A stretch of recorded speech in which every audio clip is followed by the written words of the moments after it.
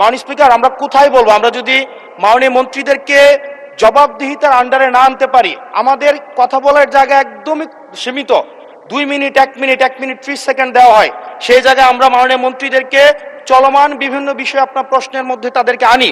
কিন্তু আমরা দেখেছি গত 2 সপ্তাহের সেশনে আমাদের এই যে তারকা চিহ্নিত প্রশ্নগুলো সংসদের কার্যপ্রণালীতে থাকলেও সেগুলো শুধুমাত্র টেবিলে দিয়ে দেওয়া হয়, যার ফলে আমরা মন্ত্রীদেরকে আমরা প্রশ্ন করতে পারি না, এবং আমি মনে করি এটির মাধ্যমে আমার অধিকার বঞ্চিত হচ্ছে, এবং আমি সম্পূরক প্রশ্ন করতে পারি না, আমি অধিকার বঞ্চিত হচ্ছি। যেমন চলমান ঘটনায় যেটি গুরুত্বপূর্ণ, আমরা কল্পনাও করতে পারি নাই একটা নির্বাচনের পরে কার্টুন শেয়ার দেওয়ার জন্য হাসান ইনামকে গ্রেফতার করা হবে। মাননীয় স্পিকার, আমরা হাসিনার আমলে দেখেছি কটূক্তি করার জন্য গ্রেফতার করা হয়।